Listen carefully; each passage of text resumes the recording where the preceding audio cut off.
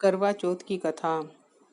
एक साहूकार के साथ बेटे और एक बेटी थी, जो कि सातों भाइयों की लाडली बहन थी। आठों भाई बहन एक साथ बैठकर खाना खाते थे। कार्तिक की चौथ आने पर बहन ने करवा चौथ का व्रत कर रखा। जब सातों भाई खाना खाने आए तो उन्होंने बहन को भी खाने के लिए बुलाया। तो माँ बोली, आज इसका करवा चौथ का व्रत है और जब चांद निकलेगा तब यह अर्घ देकर ही खाना खाएगी। तब भाइयों ने जंगल में आग जलाकर छलनी में से चांद दिखा दिया।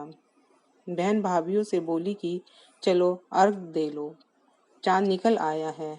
भाभियां बोली कि ये तेरा चांद निकला है, हमारा चांद तो रात को निकलेगा। बहन चांद को अर्घ देकर भाइयों के साथ जिमने बैठ गई। पहला टुकड़ा तोड़ा तो बाल निकला, दूसरा टुकड़ा तोड़ा तो छींक मारी, तीसरा टुकड़ा तोड़ा तो राजा के घर से बुलावा आया कि राजा का लड़का बीमार है, जल्दी भेजो। माँ ने लड़की के पहनने के कपड़े निकालने को 3 बार बक्सा खोला, तीनों बार सफेद कपड़े निकले। तब माँ ने वही कपड़े पहनाकर ससुराल भेज दिया। लड़की की साड़ी के पल्ले में एक सोने का टका बांधकर माँ ने कहा कि रास्ते में जो भी मिले सबके पैर पड़ती जाना, और जो तुझे सुहाग का आशीष देवे उसे ही यह सिक्का देकर अपने पल्ले में गांठ लगा लेना। रास्ते में किसी ने भी पैर पड़ने पर सुहाग का आशीर्वाद नहीं दिया। सब ने यही आशीष दी, ठंडी हो, सब्र वाली हो, सातों भाइयों की बहन हो, अपने भाइयों का सुख देखने वाली हो। अब ससुराल के घर पहुंची तो दरवाजे पर छोटी नंद खड़ी मिली। बहन उसके पैर पड़ी तो नंद बोली, सीली हो, सपूती हो, 7 बेटों की माँ हो, मेरे भाई का सुख देखने वाली हो। यह आशीष सुनकर उसने सोने का टका नंद को दे दिया और अपने पल्ले में गांठ लगा ली। अंदर गई तो सासू ने कहा कि ऊपर कोठरी है, वहां जाकर बैठ जा। जब वह ऊपर गई तो उसने अंदर जाकर देखा कि उसका पति मर चुका है। अब वह उसे लेकर उसी कोठरी में पड़ी रही और उसकी सेवा करती रही। उसकी सास दासियों के हाथ बची खुची रोटी भेज देती। इस प्रकार उसे अपने पति की सेवा करते करते 1 साल हो गया। करवा चौथ का व्रत आया। सारी पड़ोसनों ने नहा धोकर करवा चौथ का व्रत रखा।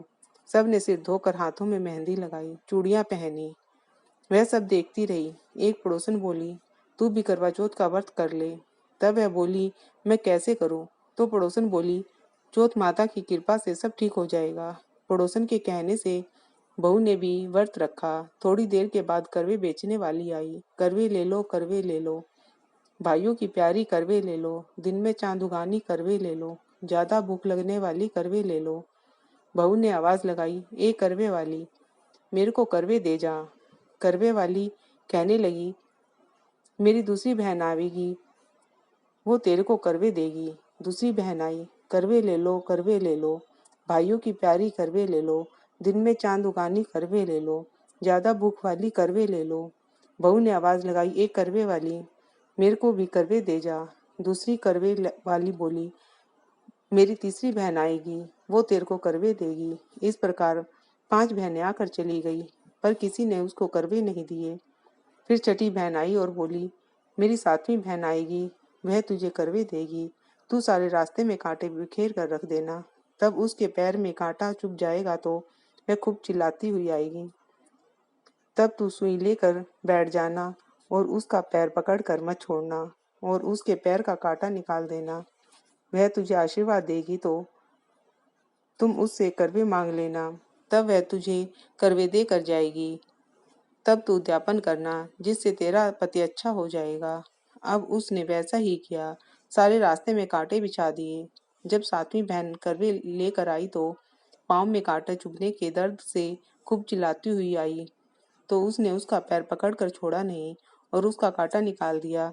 जब उसने आशीर्वाद दिया तब बहू ने उसके पैर पकड़ लिए और बोली कि जब तूने मुझे आशीर्वाद दिया है तो करवे भी दे कर जाएगी। उसने बोला, तूने तो मुझे ठग लिया। यह कहकर चौथ माता ने उसे आंख में से काजल, नाखूनों में से मेहंदी, मांग में से सिंदूर और चितली अंगूठी का चीटा और साथ में करवे भी दे दिए। अब करवे लेकर बहू ने उद्यापन की तैयारी की और व्रत रखा। राजा का लड़का ठीक हो गया और बोला, मैं बहुत सोया। वह बोली, सोए नहीं, 12 महीने हो गए आपकी सेवा करते करते। कार्तिक की चौथ माता ने सुहाग दिया है, उसका पति बोला कि चौथ माता का उद्यापन करो।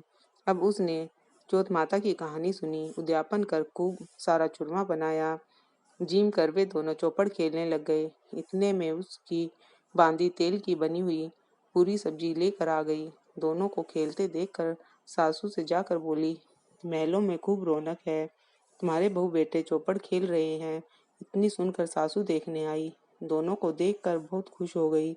बहू ने सासू के पैर दबाए और सासू बोली, बहू सच सच बता, तूने क्या किया। उसने सारा हाल अपनी सासू को बताया तो राजा ने सारे शहर में ढिंढोरा पिटवा दिया कि अपने पति के जीवन के लिए सब बहनें करवा चौथ का व्रत रखें। पहली करवा चौथ को अपने पीहर में जाकर व्रत करें। हे चौथ माता, जैसा राजा के लड़के को जीवन दान दिया वैसा सभी को देना, मेरे पति को भी देना। कहते सुनते सब परिवार की स्त्रियों को भी सुहाग देना। इसके बाद विनायक जी की कहानी भी अवश्य कहें। चौथ माता की जय। करवा चौथ की पूजा विधि। कार्तिक मास के कृष्ण पक्ष की चतुर्थी तिथि को करवा चौथ का व्रत मनाया जाता है। महिलाएं यह व्रत अखंड सौभाग्य और जीवन साथी के दीर्घायु और सुखी जीवन के लिए रखती हैं। यह व्रत निर्जला रखा जाता है। करवा चौथ के व्रत में महिलाएं सुबह से व्रत का संकल्प लेती हैं और शाम को चंद्रदेव को अर्घ देकर व्रत खोलती हैं। चंद्रमा उदय तिथि देखने के लिए डिस्क्रिप्शन में देखें। कुंवारी कन्या और महिलाओं के व्रत में क्या अंतर है। शास्त्र अनुसार किसी लड़की का विवाह तय होने पर भी करवा चौथ व्रत रखा जा सकता है, लेकिन अब तक जिनकी शादी तय नहीं हो सकी है वो भी अच्छे वर की कामना के लिए यह व्रत रख सकती हैं, मगर उनके लिए व्रत पूजन के कुछ नियम बदल जाते हैं। सुहागिन महिलाओं के लिए चांद देखकर व्रत तोड़ना जरूरी है, मगर कुंवारी लड़कियां तारे को देखकर भी व्रत तोड़ सकती हैं। कुंवारी लड़कियों को बिना पानी वाला निर्जला व्रत रखना जरूरी नहीं, क्योंकि उन्हें ना सुबह सरगी मिल सकती है ना कोई पानी पिलाकर व्रत तोड़वा सकता है। इसीलिए शादी से पहले निर्जला व्रत नहीं करना चाहिए। साज श्रृंगार करती हैं महिलाएं। इस दिन महिलाएं 16 श्रृंगार कर सजती संवरती हैं। श्रृंगार सौभाग्य की निशानी माना जाता है, इसीलिए पति की सलामती और सुख शांति के लिए महिलाएं विशेष रूप से तैयार होती हैं। हाथों में मेहंदी रचाने से लेकर शादी की चुनरी ओढ़ने तक का इस व्रत में खास महत्व होता है। करवा चौथ के दिन मां पार्वती, भगवान शंकर, कार्तिकेय और गणेश सहित शिव परिवार का पूजन किया जाता है। मां पार्वती से महिलाएं अखंड सौभाग्य की कामना करती हैं।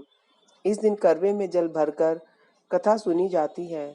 वही चंद्र दर्शन के बाद अर्घ देकर व्रत खोला जाता है। सरगी के बाद करवा चौथ के व्रत की शुरुआत होती है और व्रत की पूर्णता के लिए महिलाओं को कथा सुनना अनिवार्य माना गया है। चांद निकलने से पहले करवा चौथ पूजा की परंपरा है और कई बार महिलाएं समूह बनाकर भी यह पूजा करती हैं। साथ ही एक दूसरे के साथ करवा भी बदलती हैं।